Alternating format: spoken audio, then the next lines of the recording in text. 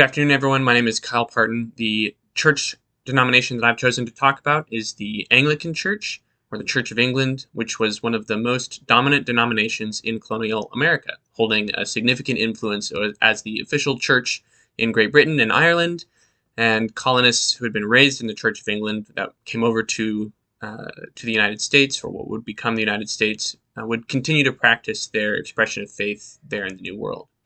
At the time of the Revolution, there were an estimated 250 Anglican churches and at least 200 ordained clergy in the colonies. Since the Church of England viewed the King of England as both a political and religious authority, the Anglican clergy and a lot of the congregants found themselves in a difficult situation during the Revolutionary period.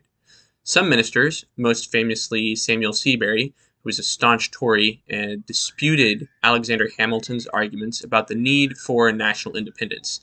And after the war, he organized efforts to send priests to England for ordination, including going there himself. According to Cal Crusius's 2023 article titled William White, Anglican Patriot, Seabury, along with most other Anglicans at the time, accepted the results of independence and made do in a new nation. Yet the Tory sentiment will often sneer at the patriot movement, looking longingly at Canada and offering tongue-in-cheek jokes about a return to British royalism.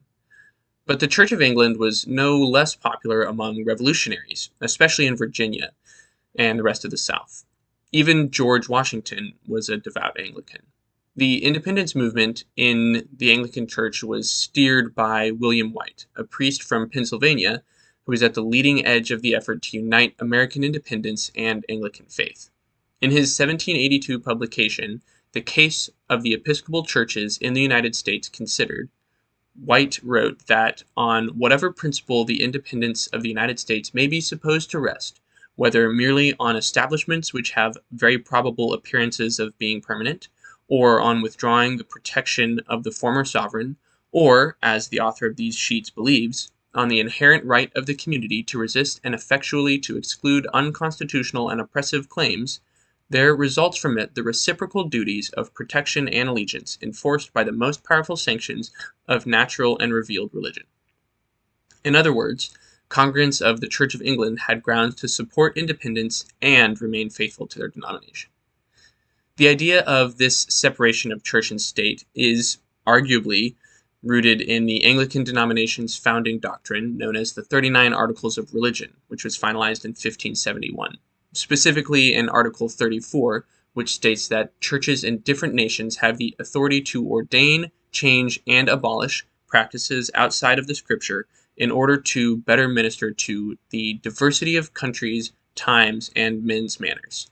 This autonomy granted to different nations instead of direct authority under the Church of England is significant, and it laid the ground for Virginia's Anglican patriots to maintain both their denominational tradition and their political independence from England. Right now, the global Anglican Communion is facing another crisis of tradition and independence after the election of Dame Sarah Mullally as the Archbishop of Canterbury. Instead of political divisions focused on colonial independence, this division is focused on modern social standards like same-sex marriage and women in church leadership roles.